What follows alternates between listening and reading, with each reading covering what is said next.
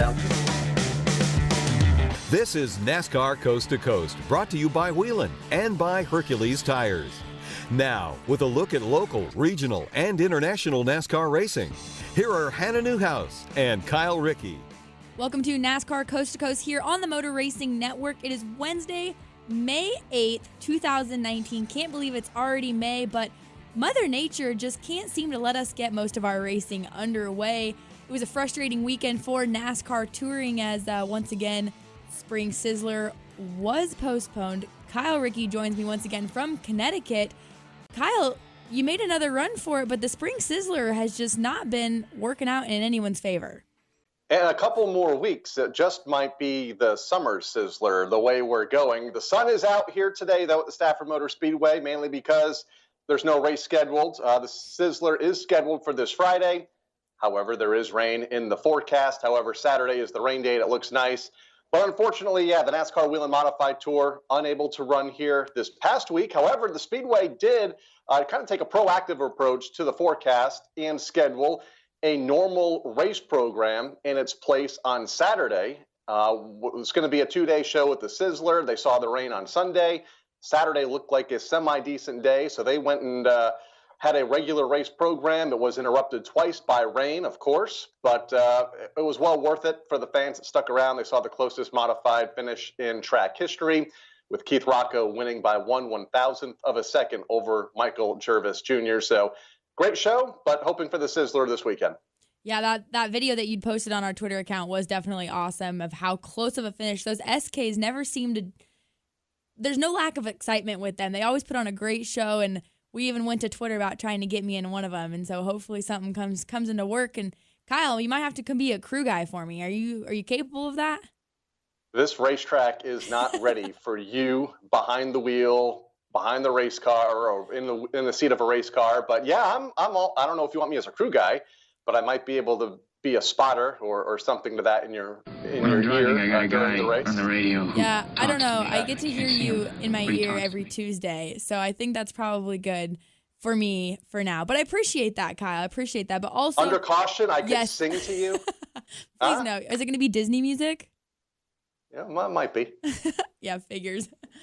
Oh man, Mother Nature obviously not in favor of the Sizzler, but also gave the K&N East Series some struggles as well. Their regular scheduled Who's Your Driver Twin 100s were supposed to be Saturday night.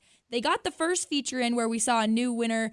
Tanner Gray captured his first K&N Pro Series East win. We got about 20 laps into the second feature, and out came the rain. And so that feature was actually postponed to Sunday. They ran it about Sunday afternoon after they fought rain all morning, and it was Derek Kraus who picked up yet another K&N East win this season. He now actually leads the East standings, where he sits third in the West standings, so it'll be interesting to see how his season plays out. But here in a little bit, we'll be joined by one of the drivers who captured, I believe, 2 top 3 finishes in both of those races, who's made that transfer from dirt over to NASCAR. Max McLaughlin will join us here in studio to talk about the K&N Series transfer and how he's been racing with Hattori when we return here on NASCAR Coast to Coast. Whelen designs and manufactures reliable and powerful warning lights, white illumination lighting, sirens, controllers, and high-powered warning systems for automotive, aviation, and mass notification industries worldwide. Every part of every Whelen product is proudly designed and manufactured in America and is tested on site to meet the toughest industry certifications. On the road, in the air, and around the world, Whelen is trusted to be seen, trusted to be heard, trusted to perform.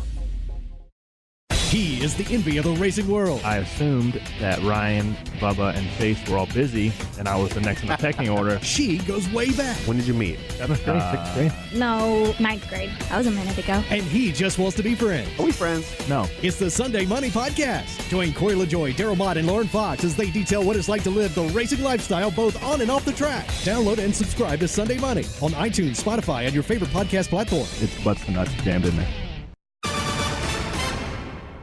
When the racing concludes each weekend, keep up with the non-stop NASCAR news each weekday on NASCAR Today midday. The drafting type races I've always excelled in, so that's where I see a tremendous advantage. I think it was very important for us to get Martin and to get Cole, both of those as a group, because they're very good at what they do.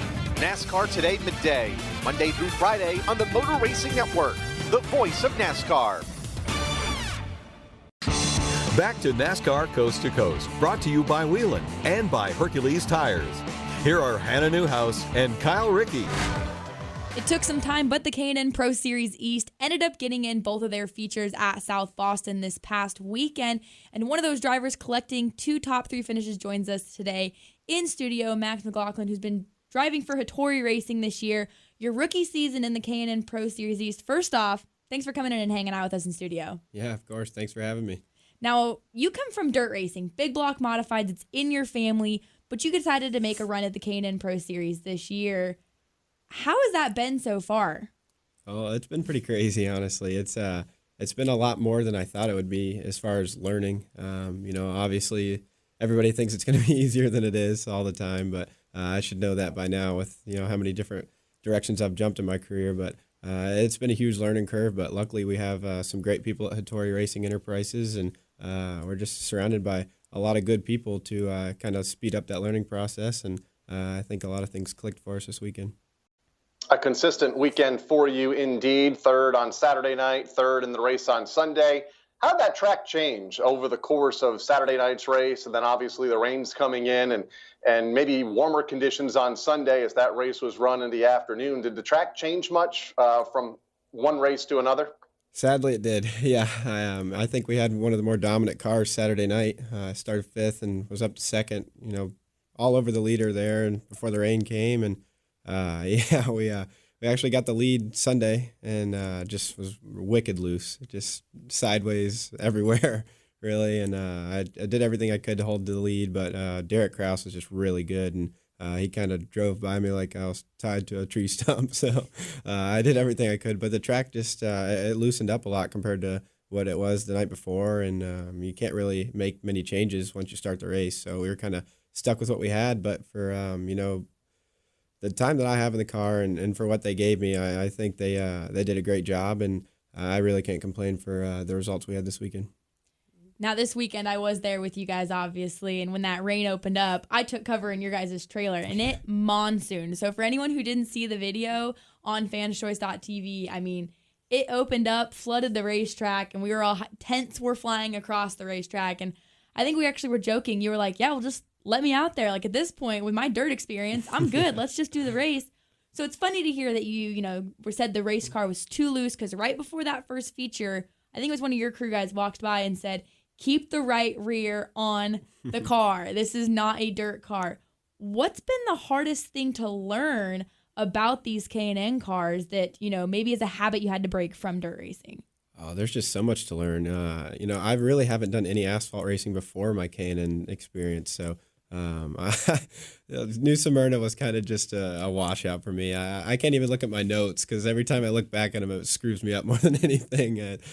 Just the sensation of being loose. Like I never really feel loose. It's just been, New Smyrna. I was like, yeah, I might be a little loose, but it's nothing major if I'm sideways off the corner. So it's been a huge learning curve, and the transition is crazy. And a lot of people think we're crazy for going right into the K&N series, but that's where the opportunity was for me, and never really been in the position to go asphalt racing before this. So Al Hankey, my dirt car owner, kind of sent us on a mission down here to find the best opportunity we could, and we ended up with HRE, and I couldn't ask to be in a better position, really.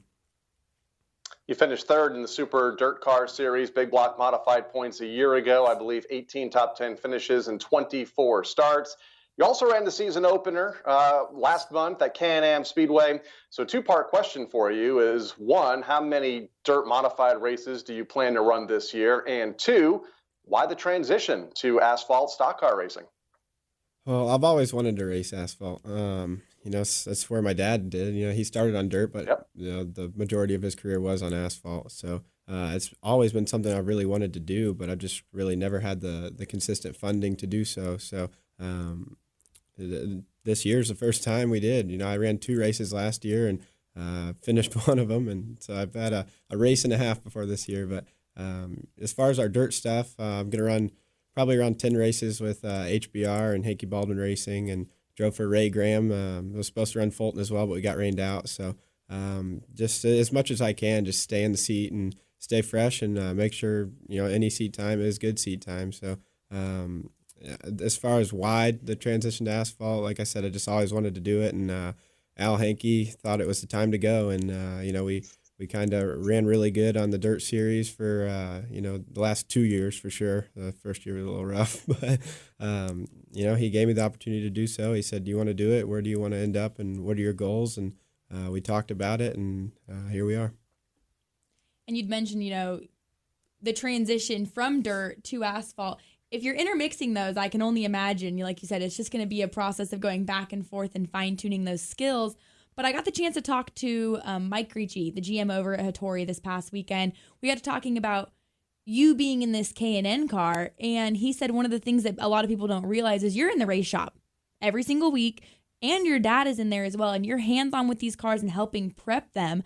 How has that helped you learn more about these race cars when it comes to setting them up and communicating with your crew chief? Well, I think that's sped the learning process up a lot. For the last 3 years, I've pretty much done all the work on my dirt cars and set them up. I scale them and build my own shocks, and that helped me a lot on the dirt stuff, figuring that out, and just understanding the asphalt cars. It was way different. I'm used to a solid front axle with the big block modifieds, and now we're talking uppers, lowers, independent front suspension, coil binding, which I've never done. So it's just so complicated, really, and it's been a whole new world for me. But I really feel like if I keep understanding them and keep working with my crew chief, Robert Huffman, and Adam, the guys in the shop, and Scott Zipadelli, Gricci, there's just so many sharp people over there, and I believe that what they've taught me this far has helped speed up my learning process, and I think it's going to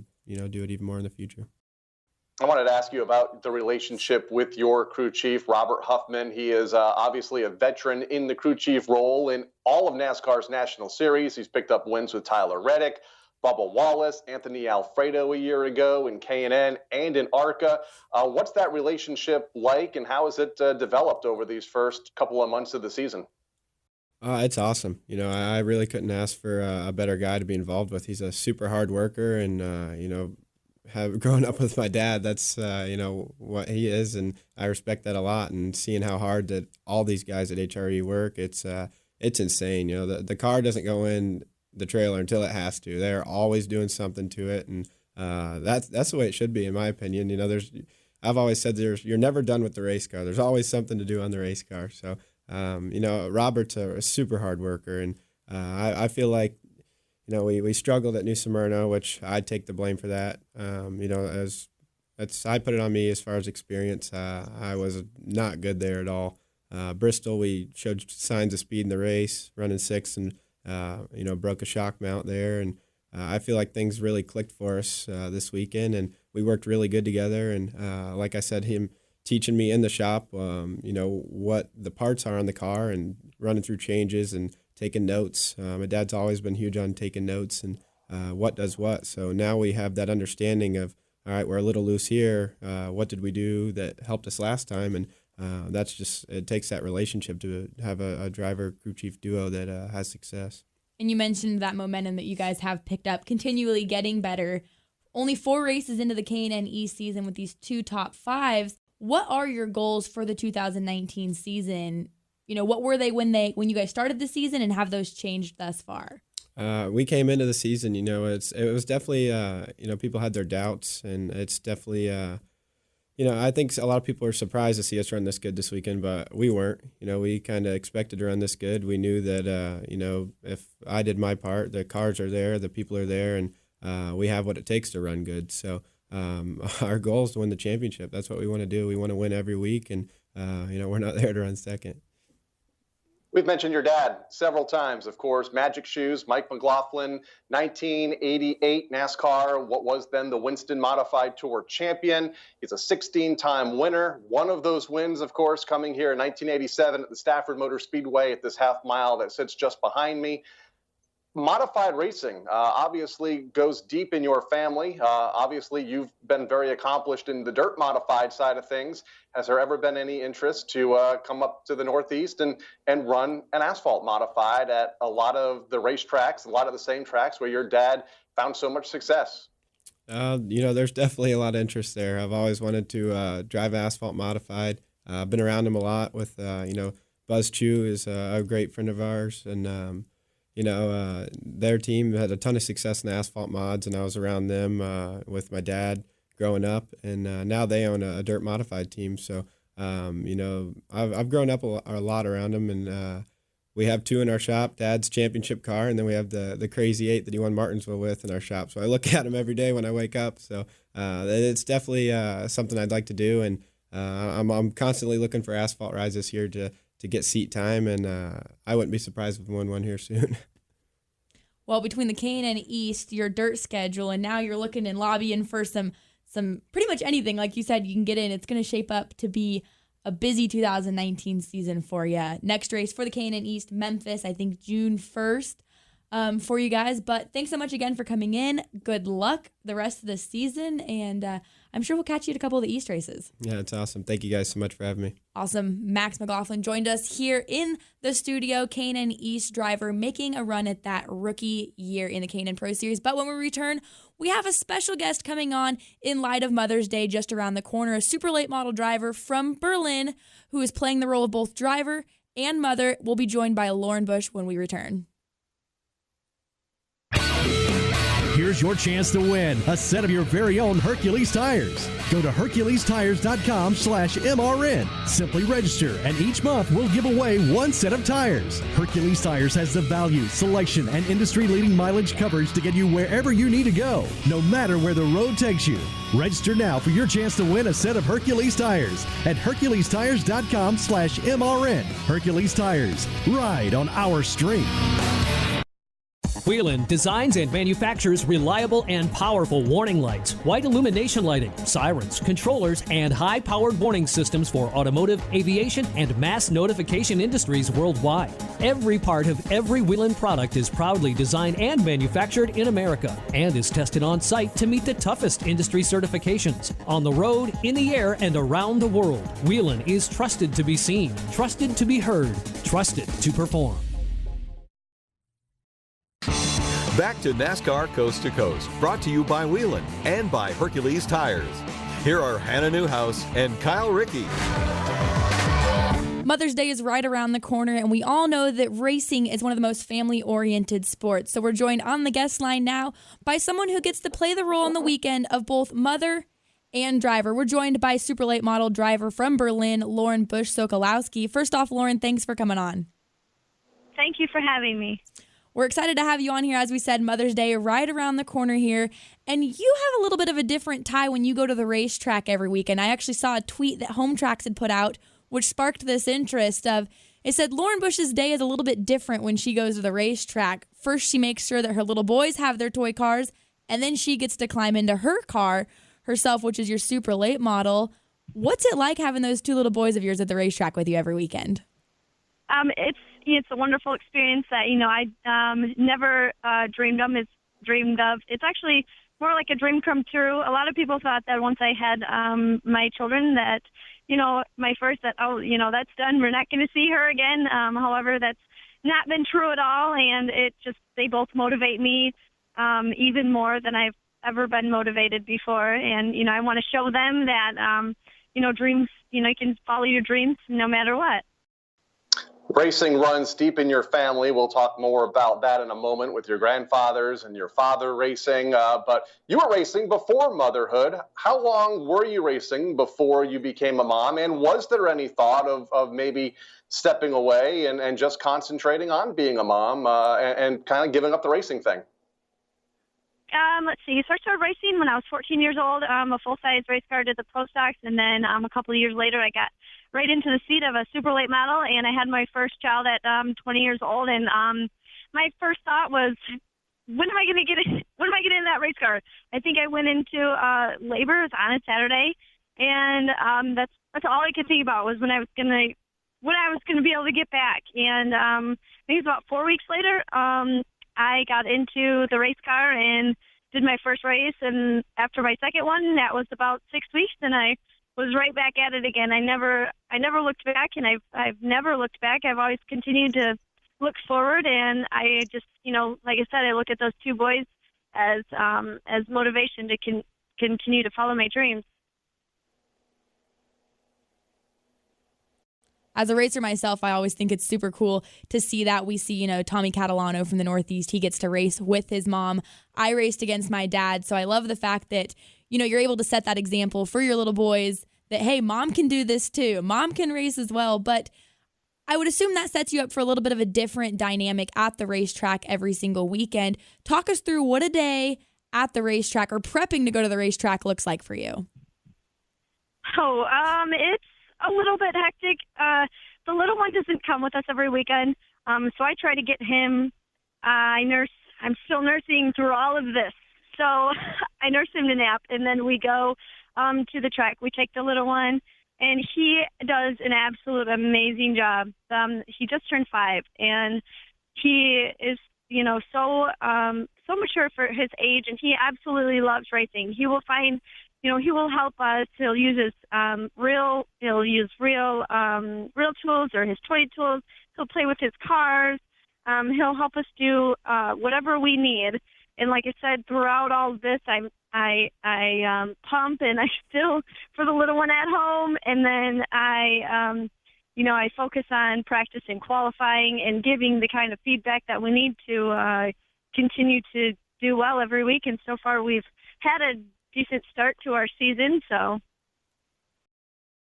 I've seen pics of your older son, Renton, in the driver's seat of your car. Has he expressed any interest yet at 5 of maybe going down that racing path? That's often that we see a lot of kids about 4, 5, 6 years old start getting quarter midgets. Get that bug early. Yes, we they actually have those at Berlin. They have a little quarter midget series, and he has expressed to us a little bit about how he, I'd like to do that. But then he also says, well, Mom, I really want to do what you do. So he's expressed more about the big cars than the little cars, which he's going to have to wait a little bit for that. I think right now he hasn't really, showed us a ton of interest. So we're just focusing on what we have going on right now and allowing him to soak in the racing aspect as much as possible. And, maybe when he's fully ready, that's a conversation that we will have to have. It's kind of scary to think about, but being a mom. I can only imagine. That is the day that you may or may not end up in retirement, when you get kicked out of the seat by your own kid. I did that to my dad, so I feel for you there. But stepping away from your little boys here, your crew chief is actually also your husband, Nick. What is that dynamic like? Well, honestly, if it wasn't for him, I don't think I would. I know I would not be able to be a mom and be a race car driver and go to school and do all of these things that I have been able to do if it wasn't for him. I have not, I'm in the shop as much as I can. However, it's very hard when you have 2 little bodies, running around and distracting. So when it comes to that aspect, I'm, not able to do as much as I could do. So he has helped step in, somewhat. Well, actually a lot. He pretty much built, we have 2 cars now, and he pretty much built the second one on his own. And, we do as much as we can as a family in the shop and out of the shop. But he has played a huge role in my racing career. So let's talk about your season thus far. You're a couple of weekends in at the Berlin Raceway up there in Michigan, a 7th and a 12th last weekend, part of double feature night, 7th on opening night. You guys are back on track for Wheeling Night on May 18th. How would you sum up the first couple of weeks of your season for 2019? Well, so far there, it's going all right. Not as good as we expected. The first night we did finish 7th. However, we had to start. We started 17th due to only getting 1 lap in qualifying. So that was kind of a bummer, but we worked our way up. And then, we had a 7th place finish. And then the second feature, we had to start in the rear as well. Note to self, do not hit the cone. You will get sent to the rear. We were trying to make a little bit of a decision, trying to hopefully gain a couple spots like we did the week before. And it was just a little bit too fast, and so I just clipped the cone, but I got sent to the rear. So we didn't get as good of a finish as we would have liked, only having 30 laps and having, to start last. But we're looking forward to this weekend, and hopefully, we got the bugs out of the way and be able to, top 5 both races, we're hoping. Awesome. And that, looking forward to the rest of the season, what does the rest of your season look like? For right now, we have a full season at Berlin Raceway. We're going to be participating in any of the JEGS races and the Super Series races. We really would love to go elsewhere. However, as everyone talks about, money is always hard to get, and so if we do find some more, we might see us at some other tracks. My absolute favorite track is Winchester Speedway, so I'm really hoping to make it out there sometime soon. Winchester Speedway is super cool too. And it scares the heck out of me. Those high banks, a very, very fast racetrack, and I'm not even the one driving those cars, and it scares me. But you were involved in a pretty big wreck late last season, I believe, one of the final nights of 2018, completely destroyed a race car. You mentioned funding for this year. How much did that wreck last year kind of set you guys back for what you were hoping to do here in this season? Right. Yeah. The money towards this season, unfortunately, had to get towards towards rebuilding from last season. So that definitely puts a dent in things. Yeah, that was a pretty nasty wreck. It was probably one of the hardest wrecks the Super Late Model Series had last year. Fortunately, somebody spun in the grass and then came right back up onto the track, right in front of myself and another car. And yeah, I hit the wall pretty good. Definitely rung my bell for sure. One of the hardest wrecks I think I've experienced. And as if your off season couldn't get any busier with catching up from that wreck, making sure everything was ready to go for this year, I also saw that you are back to being almost a full-time college student, but you came away from that fall semester with a 4.0 GPA. How was your off-season juggling prepping for 2019, full-time student, part-time work, and a mom?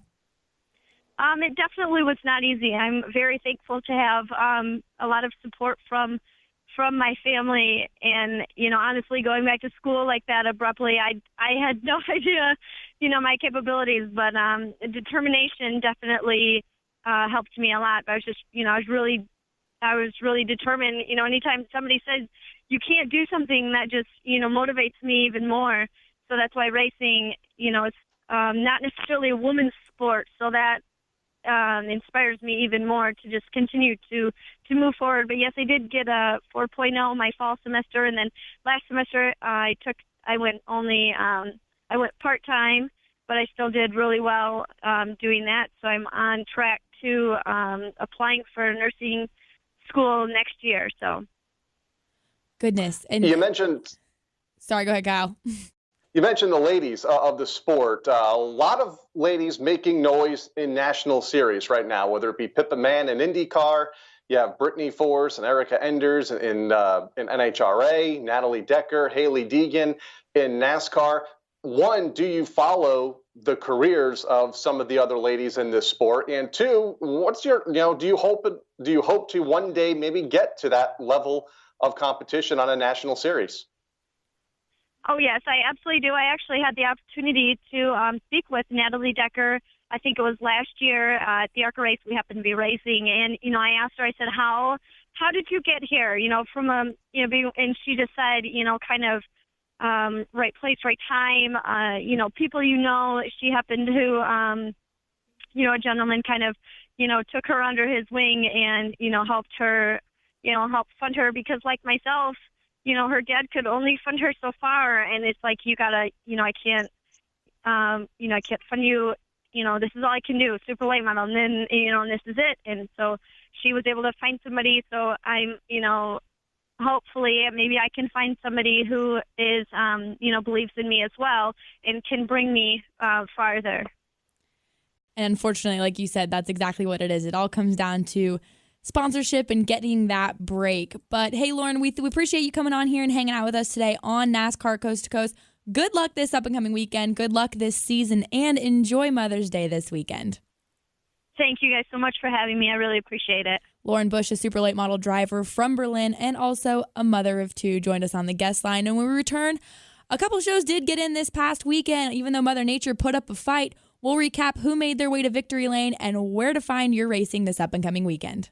Whelen designs and manufactures reliable and powerful warning lights, white illumination lighting, sirens, controllers, and high-powered warning systems for automotive, aviation, and mass notification industries worldwide. Every part of every Whelen product is proudly designed and manufactured in America and is tested on site to meet the toughest industry certifications on the road, in the air, and around the world. Whelen is trusted to be seen, trusted to be heard, trusted to perform. Winged Nation, your go-to for Wayne Sprint Car Talk, news and information. Find all the episodes of Winged Nation on your favorite podcast platforms. Steve Post, Ashley Stremme, and Aaron Evernhead go in-depth with the race winners and personalities from dirt tracks all across America. Like Winged Nation on Facebook. Follow Winged Nation on Twitter. You'll get stories and information and live broadcasts of Winged Nation shows from some of the top dirt tracks in the nation. Winged Nation, your home for winged sprint cars. Hi, this is Mike Backley. Join me and the rest of the MRN crew every Tuesday night for NASCAR Live. We'll get you up to date with the latest news stories and ready for the upcoming race weekend. So many crazy things happen there. You know, it's one of those races where anything can happen, especially at the end. Hear exclusive interviews, expert analysis, and much more. Oh, yeah, boys, how about that? Oh, yeah! Great job! It's NASCAR Live this Tuesday night at 7 Eastern on the Motor Racing Network. Back to NASCAR Coast to Coast, brought to you by Whelen and by Hercules Tires. Here are Hannah Newhouse and Kyle Rickey. While Mother Nature did put up a fight, there was a handful of short tracks all around the country who managed to get in their weekly racing, and a couple lucky drivers did find their way to victory lane, Kyle. Including at Berlin Raceway, Tom Thomas and Brian Campbell picked up the Super Late Model wins. They're back in action with Outlaw Late Models this weekend. Tyler Tanner, surprise, surprise, picked up another win at Evergreen Speedway up in Washington in the Super Late Models. Riverhead Raceway opened their season with Kyle Soper going to victory lane in the Modifieds. Grandview Speedway in Pennsylvania, it was Craig Von Doring once again claiming the win, his second of the season, holding off Doug Manmiller. By the way, 41 Modifieds attempting to make the feature there at Grandview. And then Mother Nature won just about everywhere else, especially here on the East Coast. Seekonk Speedway in Massachusetts, Bowman Gray Stadium in North Carolina, Hickory Motor Speedway, Greenville Pickens Speedway, and Monadnock Speedway up in New Hampshire all lost out to Mother Nature. And we almost lost out at South Boston, like we talked about earlier, for the K&N Pro Series East. Got that first 100-lap feature in, and Tanner Gray found in victory lane, followed by continuing the race on Sunday, where it was Derek Kraus. But the K&N West back in action this weekend at Tucson Speedway. They'll set themselves up for their twin 100s. Cody Vanderwall looking to repeat as he swept both 100-lap races last year. But he's got a challenge from Derek Kraus, who's coming off of a win out here. And Tanner Gray, who is also coming off of a win out here, will make that trip out to Tucson. So it'll definitely be an interesting weekend. And Deegan looking for some redemption after a tough run here on the East Coast as she continues to lead the West points. And remember, you can watch those races on fanschoice.tv from Tucson. Also, the NASCAR Whelen Euro Series back in action this weekend at Autodromo de French Corda. Andrew Villarino won both races to open the season last month in Spain, and also the NASCAR Whelen Modified Tour, hopefully, here from Stafford Motor Speedway. So Saturday could be a very busy day, depending on how the weather holds up here on Friday afternoon, which doesn't look good right now. This weekend, like I said, lots of racing action on tap. Hopefully Mother Nature plays into our favor, and we'll be able to recap all of it next Wednesday here on NASCAR Coast to Coast. We'll see you next week. For producers Craig Moore, Brian Yesowich, Kyle Rickey, I'm Hannah Newhouse. We'll see you next week. Brought to you by Whelen and by Hercules Tires. NASCAR Coast to Coast can be found on MRN.com, Facebook, YouTube, or your favorite podcast provider. NASCAR Coast to Coast is a production of the Motor Racing Network. All rights reserved.